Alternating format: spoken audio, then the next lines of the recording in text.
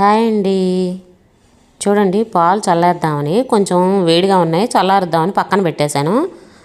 15 minutes కల్లా చీమలు చూడండి ఎట్టొచ్చేసాయో. ఎంత నీట్గా పొయ్యి కాడ అంతా తుడిచేసి చుట్టూ ఇది ఉంటుంది కదా లక్ష్మణ్ రేఖ, అది గీస్తూ ఉంటాను. అయినా సరే ఎక్కడో కొంచెం గ్యాప్ ఉన్నా సరే ఆ గ్యాప్లో నుంచి చీమలు వచ్చేస్తున్నాయి. మామూలుగా అయితే ఎండాకాలం వస్తాయి ఎంత ఇదిగా, మాకైతే ఇప్పటి నుంచే వచ్చేస్తున్నాయి. షెల్ఫుల్లో అయితే పప్పుల డబ్బాలకి అన్నిటికీ లైన్లు పెట్టేస్తున్నాయండి.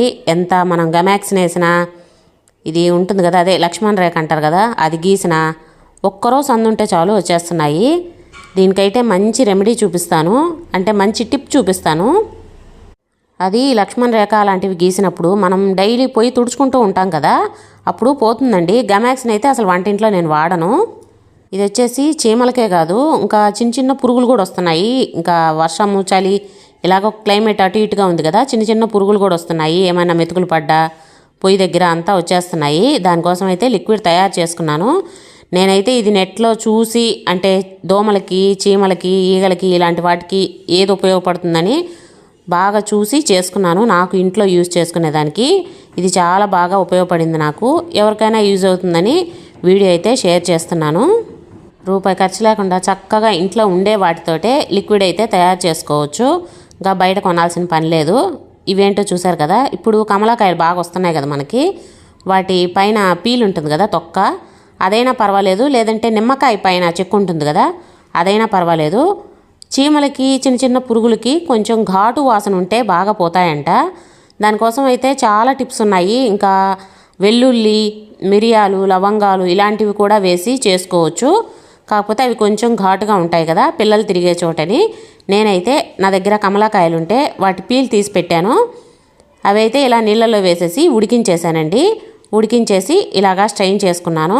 అంటే మనం స్ప్రేయర్లో పోసుకున్నప్పుడు తొలకలేమి పడకుండా ఉండేదానికి ఇలా వడకట్టేసుకున్నాను. వడకట్టేసిన తర్వాత పైన మనకి మెత్తగా వచ్చేస్తుంది కదా, అది కావాలంటే మనం మొక్కల్లో వేసుకోవచ్చు. లేదంటే మిక్సీ పట్టుకొని మనం ఫేస్కి ప్యాక్ లాగా వేసుకుంటాం కదా, చాలా బాగా ఉపయోగపడుతుందండి. ఇది బాగా మెత్తగా ఉంటుంది. మనం మిక్సీ పట్టేసుకొని కొద్దిగా శనగపిండి కానీ ఏదైనా కలుపుకొని చక్కగా ఒంటికి వాడుకోవచ్చండి, చాలా బాగుంటుంది. నేనైతే కొంచెం వాటర్ కూడా తీసి పక్కన పెట్టేసుకున్నాను. అంటే ఆరెంజ్ వాటర్ కదా, ఇవి మనకి ఫేస్ ప్యాక్లకి వాటికి కూడా చాలా బాగుంటుంది, మంచి స్మెల్ వస్తుంది. ఇది కాగబెట్టేటప్పుడే మంచి స్మెల్ అనేది వస్తూ ఉంది, ఉడుకుతుంటుంది కదా, ఆరెంజ్ స్మెల్ బాగా వస్తుంది. ఇప్పుడైతే కర్పూరం పొడి వేస్తున్నాను దీంట్లో. మామూలు దేవుడి దగ్గర వెలిగించుకుంటాం కదా ఆ కర్పూరము. ఇందులో అయితే పొడి ఉందని ఇంకా బిళ్ళలు వేయకుండా లాస్ట్లో పొడి కోసం పైనుండి బిళ్ళలని తీసి పక్కన పెట్టేశాను. కొంచెం పొడి ఒక 2 బిళ్ళల్ని అలా నలిపేసి దాంట్లో వేస్తున్నాను. అంటే ఒక 4-5 బిళ్ళలు ప్రెస్ చేసి వేసుకుంటే సరిపోతుంది. నా దగ్గర అయితే ముద్ద కర్పూరం లేదు, అందుకని ఇది వేస్తున్నాను. ముద్ద కర్పూరం ఉంటే అదైనా వేసేసుకోవచ్చు. కొంచెం వేడి ఉన్నప్పుడే వేసుకున్నామంటే మనకి కర్పూరం కూడా కరిగిపోతుంది ఆ నీళ్ళల్లో.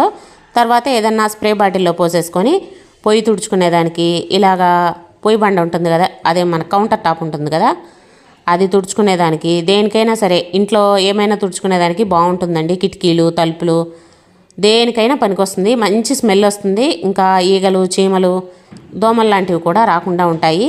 ఇక్కడ బయట కూడా నాకైతే చీమలు వస్తున్నాయని బయట కూడా వేశాను. మొక్కలకి పేనుబంక అంటారు కదా సన్నగా, ఇప్పుడైతే చలికాలం కాబట్టి కొంచెం పేనుబంక కూడా వస్తుంది. దానికోసం అయితే ఈ స్ప్రే అయితే వాడుతున్నాను. మంచి మనకి ఆరెంజ్ ఫ్లేవర్ తోటి చక్కగా కర్పూరం కూడా వేసాం కాబట్టి ఇంకా పిల్లలు ఉన్నా కూడా ఇబ్బంది లేకుండా మంచి వాసన వస్తుంది. ప్లస్ చీమలు అవి కూడా బాగా పోతాయి.